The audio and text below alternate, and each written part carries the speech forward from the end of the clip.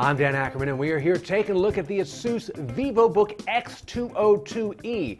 Now, of course, that name doesn't really tell you anything about this system, so I'll tell you that it is an 11-inch ultra-portable Windows 8 laptop with, most importantly, a touchscreen, because we're really at the point right now where every Windows 8 laptop really needs to have a touchscreen in order to be really usable.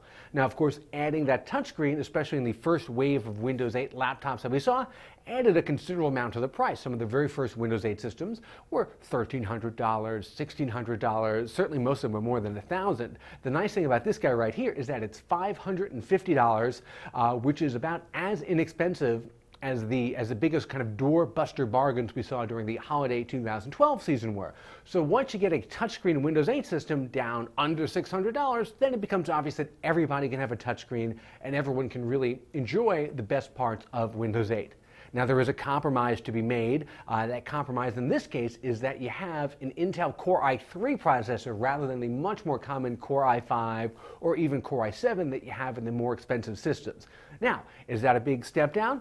Well, it kind of is performance-wise. You do have to take into account what you want to do with the system. If you're going to be web surfing, social networking, watching video, maybe just doing one task or two tasks at a time, you probably won't notice that much of a difference. If you're going to be doing a lot of stuff, really intense stuff, you want to do some gaming, then this may not be the laptop for you. But with an 11-inch screen, it's fairly portable. It's a little bit thick and chunky and heavy for an 11-inch laptop. Everyone's so ultrabook obsessed these days, but it's still very reasonably sized. The construction actually comes off fairly well for a budget laptop. A mix of metal and plastic, decent design.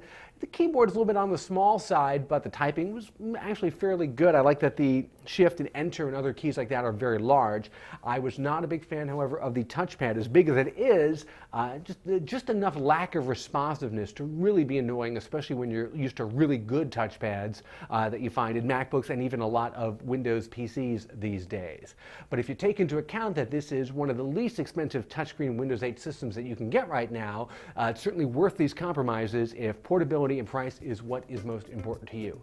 I'm Dan Ackerman, and that is the Asus VivoBook X202E.